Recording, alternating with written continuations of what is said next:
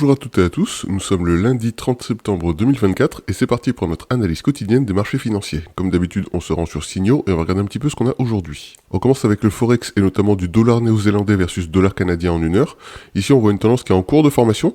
Je dirais que ce premier point pourrait être éventuellement considéré comme étant valide. Par contre, celui-là, on voit pas encore de second point, donc on va passer notre tour là-dessus. Dollar australien contre dollar US en 4 heures. Ici, un petit peu même topo. On va dire que ce second point n'est pas encore bien consolidé. On aurait pu éventuellement considérer qu'ici, il y avait eu un second point, mais dans la mesure où ça a déjà dépassé par le haut, on va rester un petit peu attentif à dollar australien versus dollar US, mais pour l'instant, on va pas encore se positionner par rapport à cette opportunité. Dollar US contre franc suisse en une heure. Ici, on a une tendance de court terme qui est tout à fait valide. On voit que ça a bien rebondi à plusieurs reprises sur le haut et sur le bas de la tendance.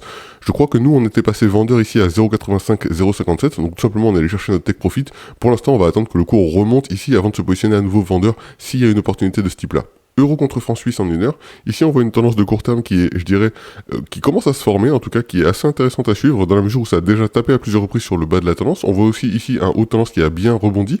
Ici, il y a possibilité, dans le cas où le cours remonte sur le haut de la tendance, de se positionner vendeur ici, donc de shorter à 0,94 408. On va mettre un stop loss 0,94 67 et on va aller chercher un take profit 0,92. Au niveau des cryptos, on a du Tether en 4 heures. On a déjà vu cette tendance à plusieurs reprises. Pour ma part, je vous ai dit que j'allais pas me positionner tout de suite, en tout cas à la vente, dans la mesure où les cryptos semblent majoritairement être en train de monter.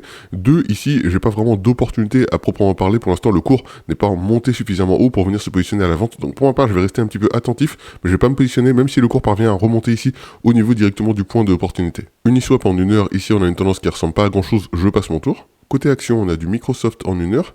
Ici, on voit une tendance qui est en cours de formation, pas de second point déjà acquis, donc on passe notre tour là-dessus. Google en 4 heures. Ici, on voit une tendance qui, encore une fois, n'est pas suffisamment bien définie. En tout cas, le second point ici n'a pas été vraiment atteint. On ne sait pas sur quoi on est censé rebondir ici, donc on va suivre un petit peu Google de plus en plus près. Pour l'instant, je pense que c'est pas encore le moment de passer vendeur ici. Nike en une heure. Bon, on a une tendance ici qui est pas vraiment valide. Je vois pas les deux points ici à quoi il ressemblerait. Ici, on n'est pas sur le plus haut et ici, on n'a pas atteint un second point, on passe. LVMH en un jour, ici on a une tendance qu'il faut suivre, je dirais, dans la mesure où ici il y a eu un énorme rebond sur les dernières journées. Ce qui va être intéressant, c'est de voir un petit peu comment il va évoluer à partir de là. Pour l'instant, j'ai pas vraiment de second point ici, donc je vais pas me positionner à la vente là tout de suite. On va juste un petit peu rester à l'affût sur LVMH et regarder un peu quelle est l'évolution dans les heures à venir avant de se positionner. Société Générale en un jour, ici on a une tendance qui est quand même pas très claire.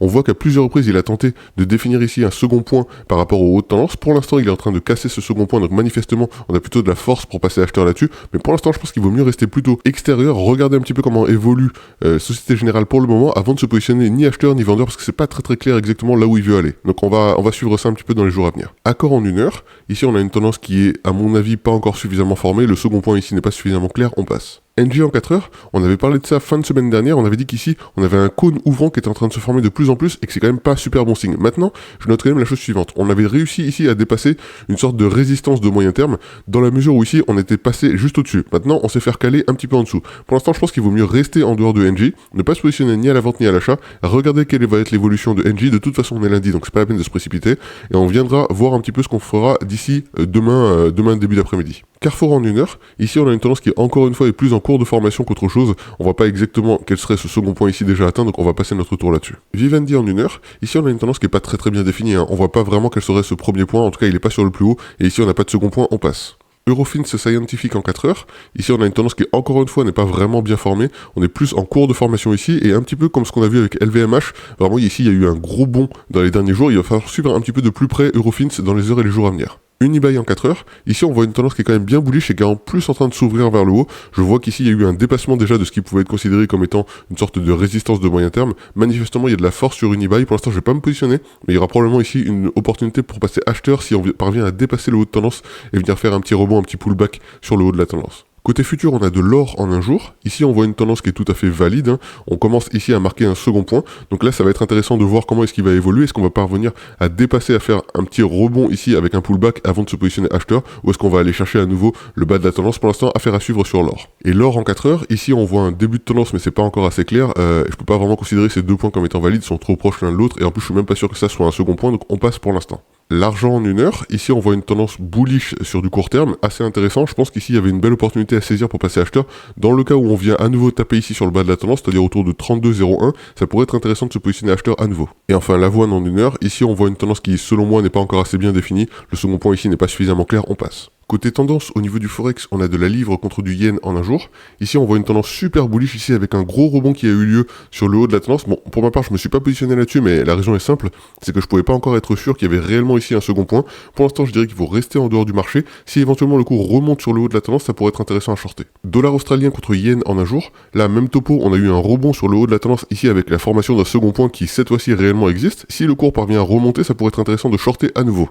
Euro contre franc suisse en un jour. Ici, on a une tendance de long terme qui est assez intéressante à noter. On est en train de se rapprocher de plus en plus du haut de tendance. Ça pourrait être intéressant de shorter autour de 0,95 si on a une opportunité qui nous est décelée dans les jours à venir. Côté crypto, on a du Ripple en 1 heure. Ici, on voit une tendance qui n'est pas encore bien formée. On n'a pas de second point ici.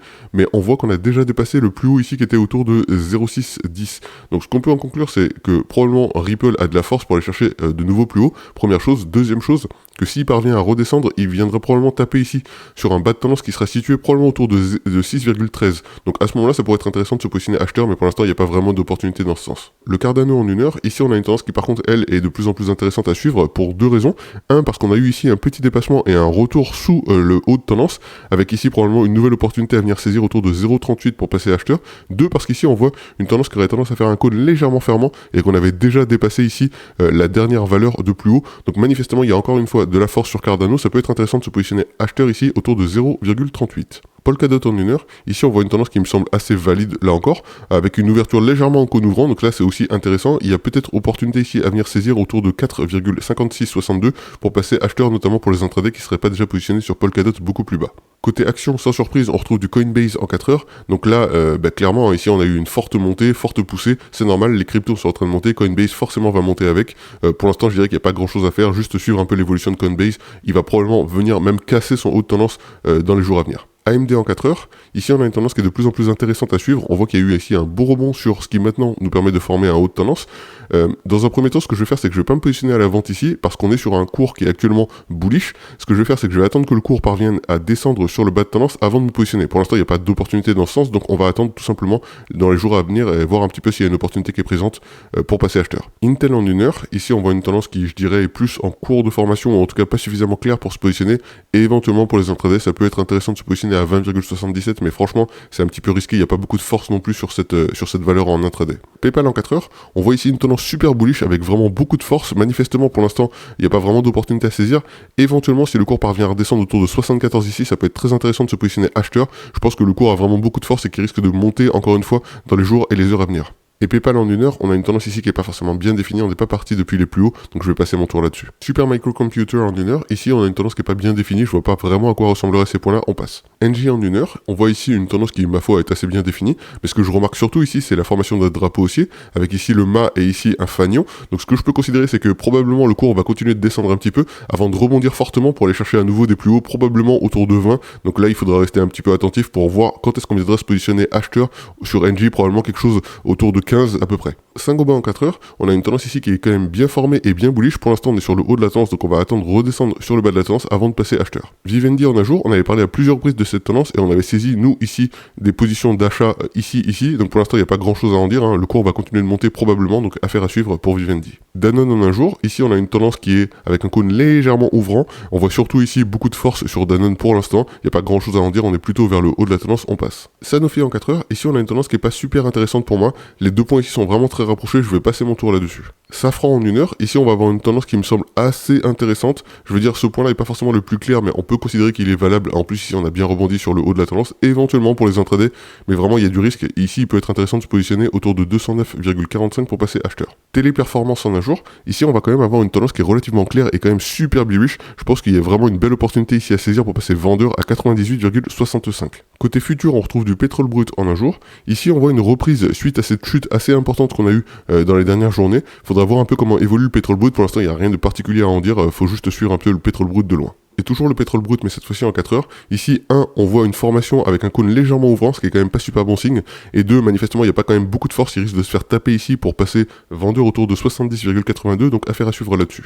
Le Brent en une heure, on a une tendance ici qui ressemble à rien, on passe. Et le gaz naturel en un jour, bien entendu, on en avait parlé, et s'il y avait des belles opportunités à saisir pour passer acheteur, si vous l'avez fait, tant mieux, vous êtes en train de prendre du gain, pour l'instant, il n'y a rien de particulier. Sinon, éventuellement, rappelez-vous, je vous avais parlé ici d'une sorte de résistance qu'on risquait de rencontrer autour de 2,75, manifestement, elle est en train de travailler, mais je pense qu'elle pourra peut-être éventuellement servir de support par la suite. Donc soit elle servira de support, et ça continuera de monter, soit elle va vraiment faire un gros recalage, et ça va vendre. Si vous étiez passé acheteur de plusieurs unités sur le gaz naturel, ça peut être intéressant de vous délester de quelques unités à ce niveau-là, comme ça vous êtes sûr de prendre votre take profit, et éventuellement, vous aurez un maximum de gains avec les unités restantes. Donc là, ça peut être une stratégie à jouer, en tout cas c'est le genre de stratégie que moi je jouerais. Voilà pour le tour des marchés financiers en ce lundi 30 septembre 2024, j'espère que ça vous a été utile.